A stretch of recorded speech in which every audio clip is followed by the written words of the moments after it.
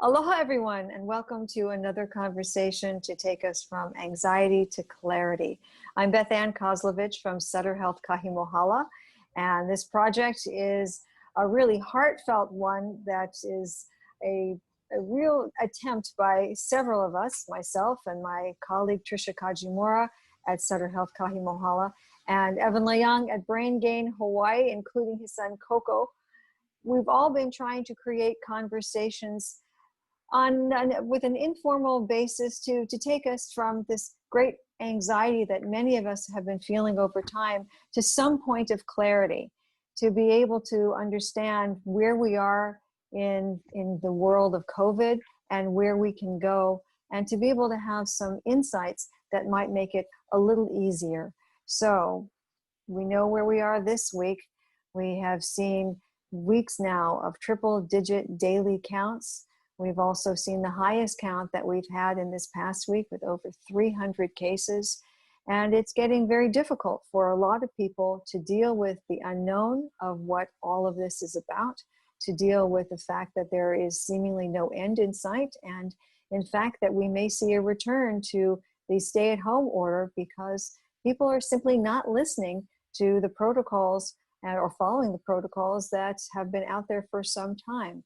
And there's so much fatigue with all of this. So with that, we're going to take a different slant today and look at what all of this means in the world of domestic violence. And to join us, we have the Executive Director of the Domestic Violence Action Center, Nanci Kreidman, who has been a longtime friend and a longtime advocate, and someone who has really the beat on what is happening with domestic violence, whether we're dealing in the world of COVID or not, but expressly with what we've been seeing happen in the last little while. And a great concern is we're now talking about potentially releasing inmates because of COVID and because of the cases in this last week, especially that we have seen there. So Nanci, thank you so much for making time to have this informal conversation as we've been having for now with so many people over the last 18 weeks or so, to just make it from my living room to your living room and for us to informally talk about a very, very difficult subject, and one that certainly has been driving your life professionally and personally for such a long time. So thank you so much for making the time. Thank you for inviting us to participate in the conversation. It's a very, very important conversation. We've seen domestic violence in the general sense, but with now the overlay of COVID, what has changed in the last 5-6 months for DVAC, aside from the fact that you have some really wonderful commercials that have been airing, and they're really beautiful spots making the point over and over again about what women need and the fact that you are there. But what have you been seeing when you've been talking to your clients that may or may not be different given the overlay of COVID? Well, when you are being instructed to stay at home with your abuser, you are effectively turned into a prisoner of your abuser, which intensifies the risk, the torment, and the danger, and leaves very little room to explore avenues for escape, support, safety, and peace of mind. The Domestic Violence Action Center did a number of things very early on when the stay-at-home directive was put into place, because we recognized instantly that a person who needs help would not be able to place a telephone call with an abuser standing by or in the next room. So we added a text feature and a chat feature to our communication vehicles. And the steady stream of texts and chats and visits to our website has demonstrated that that was a very good first step for us in terms of reaching out to the community. The other thing we made a big commitment to do was to let the community of survivors know that we know they're being hurt at home and that there is help. Because the general sensibility is everything is shutting down And we wanted people to know that the Domestic Violence Action Center was in full operation and available to help. And I think in many ways ramping up, which was very different from what we saw happen with a lot of other agencies that had to, because of whatever the nature was that they did, were shutting down. So as you expanded your services, and actually as we saw a lot of these spots come on television showing people, women who had been in domestically violent situations and had come out the other end, how much difference did you see in the response to not only just the spots, but the fact that you had created so many other channels for women to be able to reach out to you?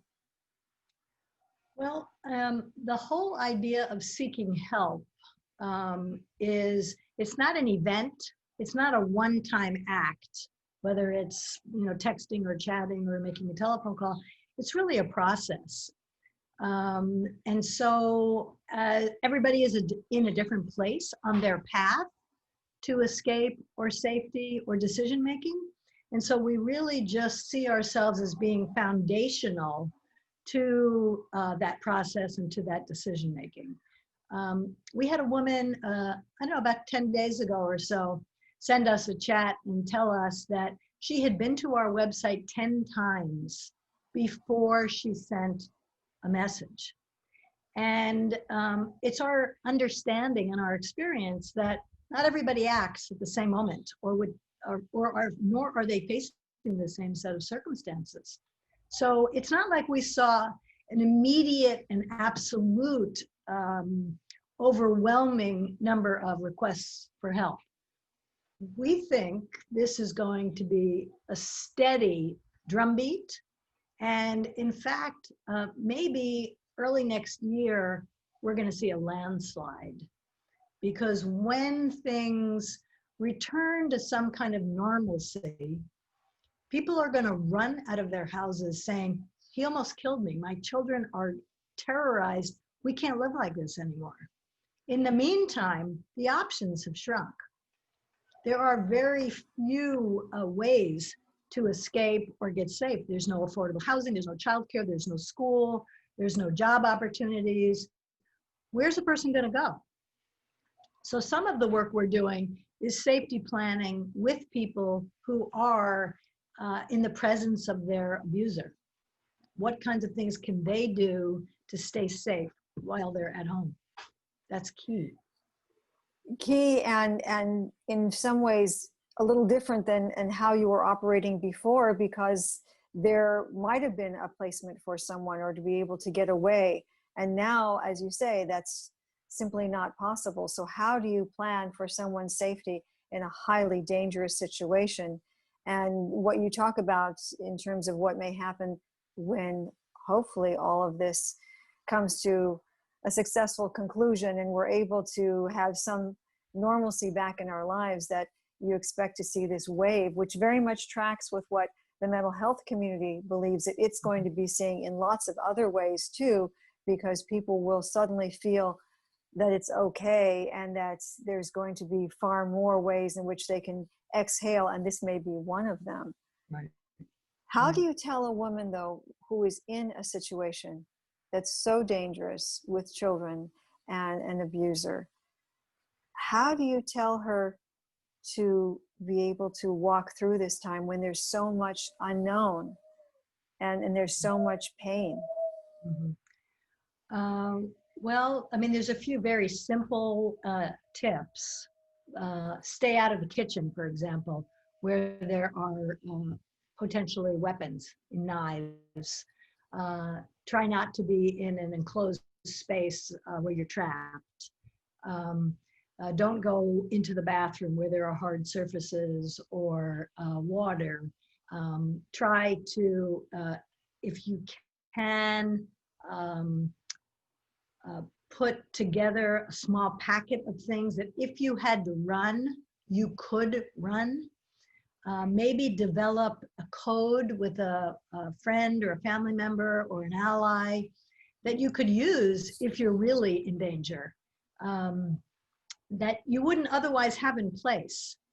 Like if I said to you, Beth-Ann, I'm not sure how safe or how much danger I'm in.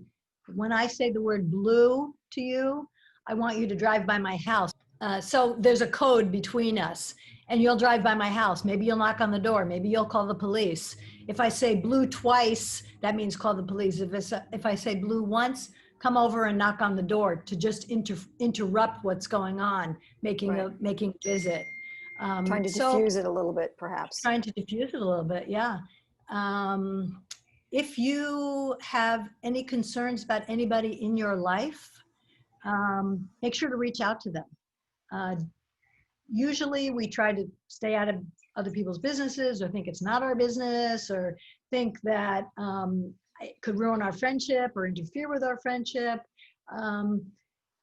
I would say suspend those beliefs and reach out to somebody and say, you know, I just want you to know I'm here for you. Using a careful language, because you don't know if you're being overheard. There's a bunch of different things that we are trying to invent along the way as well. And domestic violence programs across the country and across the world are doing the very same thing. These are, unfamiliar challenges. And so we have to use what we know and employ what we've experienced into this new set of circumstances. And that's what we're doing. That's why we're running so many public service announcements and trying to respond to all invitations to participate in community dialogue. And at the very beginning of this, when we were listening to our leaders, our elected leaders and our community leaders talking about the consequences of the coronavirus, nobody said domestic violence was a consequence of the coronavirus. So I started— Nor mental health, frankly. Yeah. I started contacting the governor's office, lieutenant governor's office, the attorney general's office, the mayor's office, our legislators, the COVID task forces, our cabinet members, to say, please use the words domestic violence so that the community knows that you're aware that domestic violence is, in fact, a consequence of the coronavirus, in addition to lack of food and lack of housing. And so the impacts on mental health and danger are real. We tend to see that everyone is moving toward the physical elements of all of this, the food, the housing, the unemployment, all of that. And yes, to talk about the worry over those things, but still, even at this date, not a lot of conversation about the socio-emotional and mental challenges that people have because of what's happening with the pandemic. And I listen to a lot of calls and audit a lot of meetings. And unless you're specifically in the world of mental health, where that's the driver, it seems like there's still the reticence to be able to include that and to have it be as equal a challenge as it is for people to find the shelter and home and food and carry on with their lives. And that just seems to replay the duality that we've seen for a very long time, where everyone was talking about health in the very physical sense, but not taking into consideration mental health. And then we saw sort of a bit of a glimmer with mental health being talked about quite a bit. And then sort of back to, especially the worst things became with the case counts, back again to talking only or specifically about the physical elements. How do you think we can change that now to be able to have it be more than just a moment for mental health or domestic violence in the context of mental health? I think for us, we just have to do what we've been doing, which is insist that there's recognition that domestic violence is a problem of enormous proportion, with life-altering effects, and ignoring it or minimizing it is at our peril. And we just have to keep raising our voices and accepting invitations to talk about it and encouraging other people to talk about it. I was astonished to hear the chief of police say that domestic violence had not increased. I mean, that's an impossible calculation. I mean, the Surgeon General and the Secretary General of the UN came out very early on, uplifting the attention to the rise in domestic violence across the planet. It's impossible that that would not be occurring here. So we really need everybody's willingness, if we care about and are committed to island families. You preempted the question I was going to ask you next, which was about HPD, because I realized that there were times when you were offering trainings to them and that there was some, what we thought, inroads happening there, and those who really began to understand it well, and that we thought maybe this might be a breakthrough point. What has happened to make the chief say something as she did, that it wasn't an issue? What do you think is going on there with HPD that this suddenly has been, in some ways, skirted to the side or sequestered? I wouldn't even venture a guess. I really have no way to understand why they would not be alarmed at the potential, at the very least, for domestic violence to occur. I really don't even know how to guess.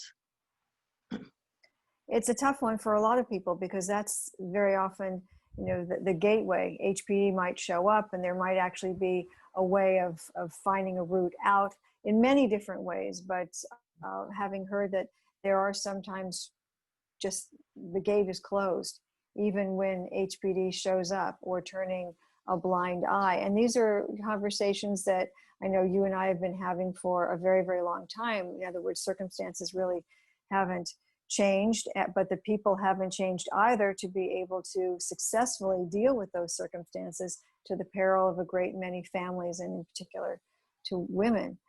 So as we're looking at this now, it's now the middle of August. We don't know what the rest of this year may look like. Looking at school trying to start, at least the complaint by HSTA has been dropped as of today. But who knows how all these families are going to try to move forward with children who are in school, or who are going to need to have access to online, which means that someone's going to be seeing them. Is that a good thing, that you might actually have that line into someone in a home for a certain period of time every single day for a family? Is that helpful? It's an excellent thing. I mean, when children, one of the things that's sort of a saving grace for survivors and their children is when the abuser goes to work, or when she goes to work, or when the children go to school. There's sort of a rest from the torment, the verbal abuse, the psychological gaslighting. All of those things just become dormant for the period of time when they're not in each other's presence. So there was a great deal of concern about the dangers posed for children who were not seeing teachers or supportive adults. We just have not done, in my estimation, we have not done a good job of naming the problem, acknowledging the risk, and putting into place sufficient avenues for support during these times for families who are experiencing domestic violence. I don't know how to say that any other way. More plainly. Right. And it's the same message that if we could have replayed a conversation that we had 20 years ago, right, I think you would have said almost identically what you just said a moment ago. So how is the big question that we've been grappling with, or trying to grapple with?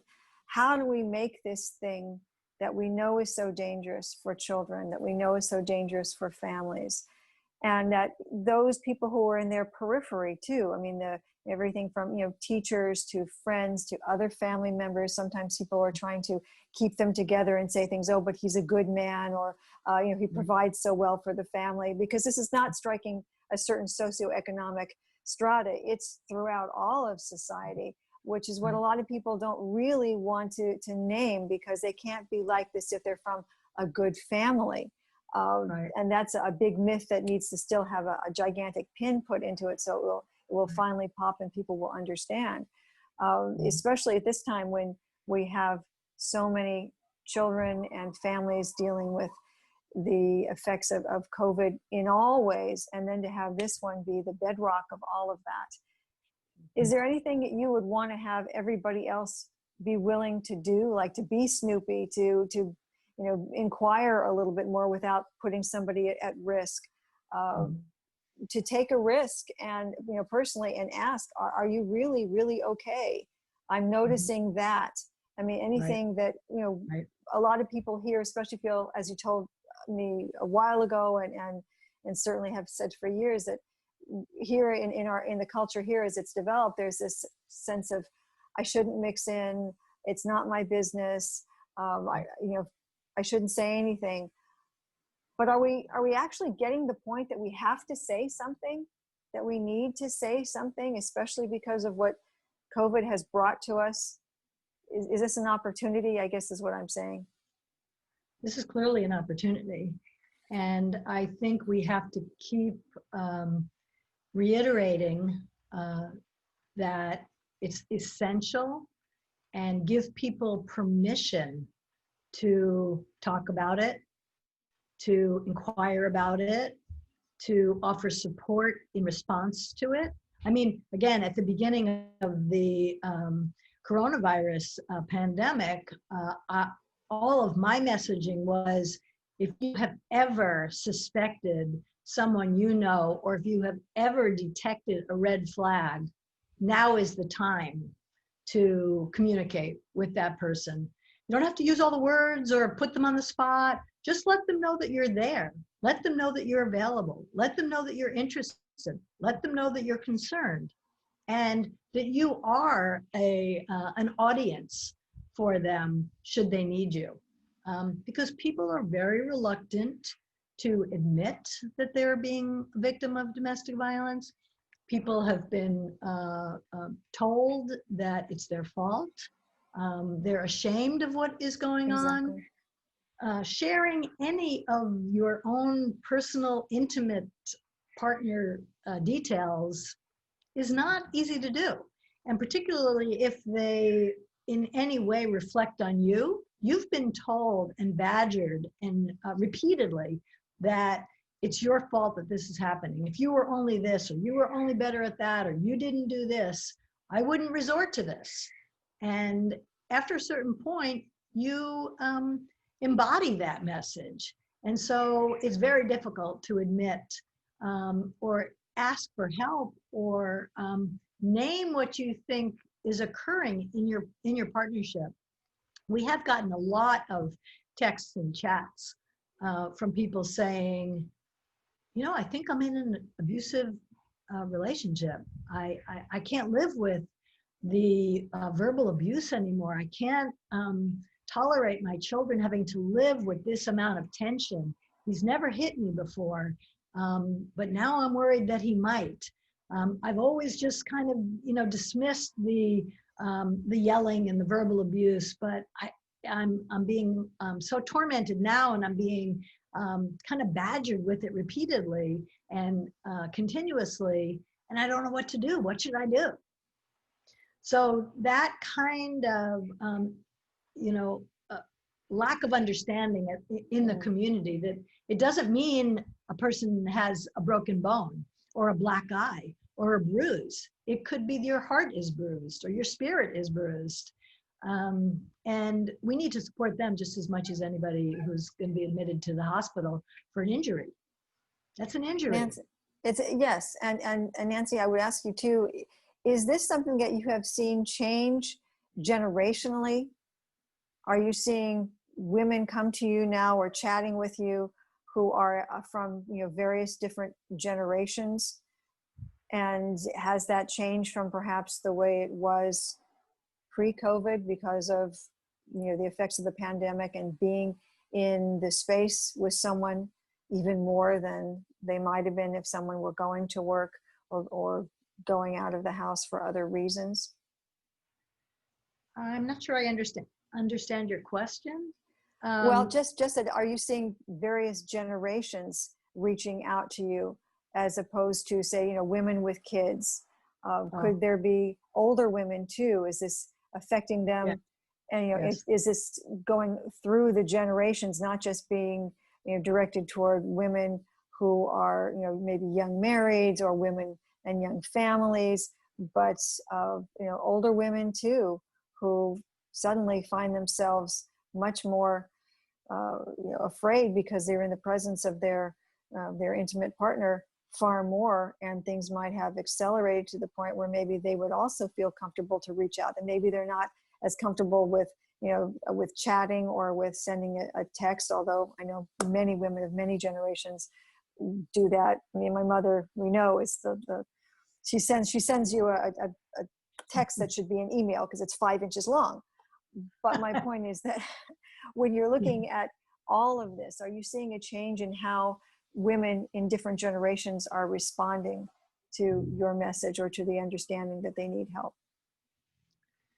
I think, we have always known that domestic violence does not discriminate and occurs across age groups, professional levels, educational levels, cultural groups, religious believers.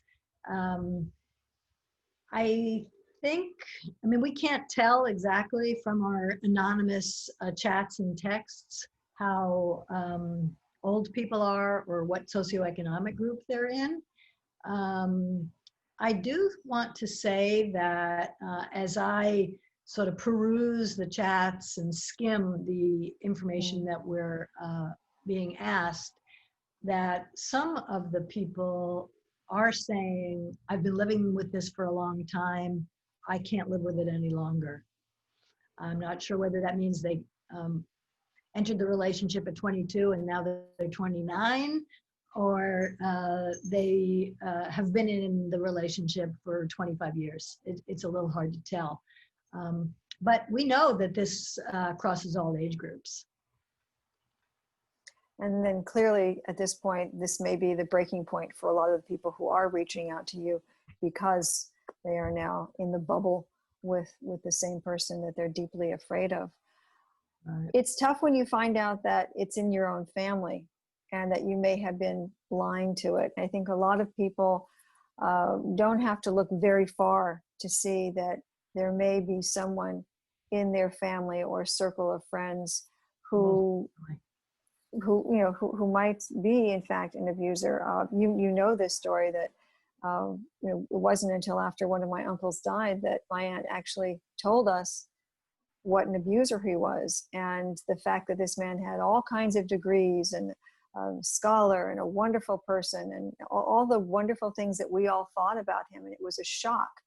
And right. I can remember that some reaction at the very beginning was, I wonder if she's just, could this be something that was just more in her mind than his? I mean, there were some of those reactions of disbelief and wanting to look at her and think maybe she had just, augmented a few memories or something. And then too many things spilled out that began to say, no, it wasn't in fact just selective memory, but this was, ongoing. And that for 40 years, nobody really knew. Nobody knew. Right. Right. Or maybe we're willing to do something about it. I mean, it continues to be astonishing to me, the degree to which we as a community minimize the seriousness of situations or dismiss or attribute responsibility to the victim. That's a way that we as a community cope. Because if we were to look at this squarely in the face, we would have to do something. We would have to act. And I can't really explain why there's so little conviction about acting. I just sort of reflect back on an observation and a assertion that John Lewis uttered about this is not one day, 1 week, 1 year. This is a lifetime. And for me, that is the only way I can cope with the overwhelming challenge. That I have been doing this work for 30 years now, 35 years. And of course, I've seen many, many changes. And I'm immobilized by the lack of conviction by the community as a whole, because we know so much more about this problem than we did 35 years ago or 10 years ago. And my fantasy is that it would mobilize us to act in ways that are in the best interest of families. Safe families are at the core of a healthy community. We give a lot of lip service as leaders and community members to our commitment to families, but really we have to drill down and see and invest in families in real ways. All families, those families who are tormented by domestic violence and mental health challenges. And for some reason, we don't have the courage or the conviction to do that. A couple of things that makes me think about is that, first of all, there are so many people who may in fact have a suspicion that this is in their family. And so if they start to come out and talk about it, maybe they're going to risk something within their own family or friend circle, and maybe they're not necessarily willing to do that. And also sometimes because, as we know, if you say something long enough, people will believe it. And we keiki and ohana ourselves almost, to the point where we believe that all of this is so wonderful and Hawaii is such a great place for families and for, everyone to feel this great sense of warmth and aloha and caring, when in fact there's this underbelly that many are unwilling to really look at. At this point, when I know you've been talking to the governor and to the lieutenant governor and to anybody else who will listen to you from the COVID committees and everything else, what would you ask of the rest of us right now to do that, so that we don't lose this moment to include domestic violence in how our COVID-19 response should be? Mm-hmm. Well, I thank you for the question. What I want everybody to talk about domestic violence at every opportunity they have. I know people are going fewer places, but people are still going places. Use the words domestic violence, notice the red flags and name them. I mean, if we as a community don't lift the veil, we are not taking any steps forward, and we are contributing to people's suffering. So I just want people to know and believe that this is a problem happening behind closed doors, and their gift to their family member or their friend or their coworker or their colleague or their church congregant is to let them know that this is a problem they're concerned about. Do you know anybody who's you suspect is experiencing domestic violence? Just ask the questions, because even if people are uncomfortable, here's the other thing. Everybody doesn't have to be an expert. Sometimes people don't want to talk about domestic violence because they're like, well, what if she says yes? Then what do I do? There are resources who can step in when help is needed. All you have to do is make a connection. All you have the conduit. Use the words, name the problem, and then send them on. Let them know that there are resources, and those resources are available and capable of providing support. If you don't want to face someone directly or express the issue directly, ask a general question. Do you know anybody who might be experiencing domestic violence? And maybe that person will see it as an opportunity and an invitation and say, you know, I've been thinking about that in my own relationship. I think that my partner is controlling me. I can't make telephone calls the way I'd like to, or I can't exercise, go for a walk the way I'd like to.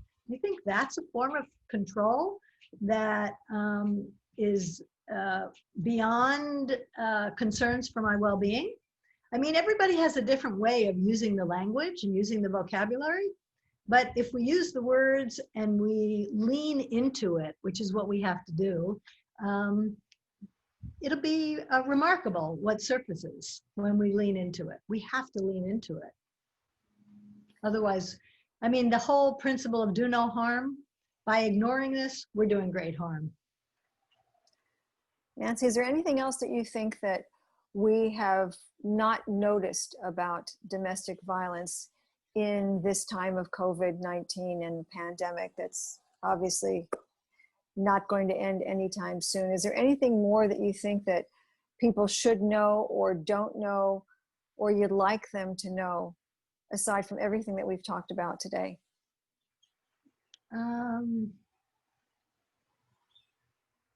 You know, I think mostly we want to shine the light, keep the conversation active about the issue. We don't want it to recede into the background where it usually lives, because these are unusual times. We must rise to the challenge. Obviously, the long-term impacts of the coronavirus for the economics of the community and for the landscape in the community are going to be long-lasting. So are the impacts of domestic violence on the community going to be long-lasting. This is a life-altering experience that we're sharing together. And I'd like to believe that we can rise up and step up to the challenges rather than turn away from them. Thank you, Nanci, for the time this morning and for all of these years shining a light on a very, very dark corner that very few people really wanted to look at, and for allowing many of us to look at it more deeply and to understand how pervasive this is and how necessary we all are to be able to really combat it, because it's going to take an army of us to be able to do that. So thank you so much for everything that you do. Yeah, you do such a wonderful job. We're happy to be here. We're happy to be of service. Really, it's going to take all of us.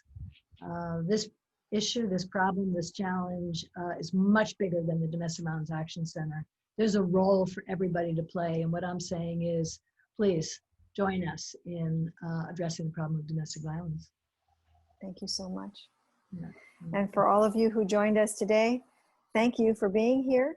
We'll be back with you for another conversation from anxiety to clarity next week. And if you have a question or a comment or a topic that you think that we should tackle, please let me know. You can email me at kozlovb, that's K-O-Z as in zebra, L-O-V as in Victor, B as in boy, at sutterhealth.org. I'm Beth-Ann Kozlovich. I will see you next time from Anxiety to Clarity.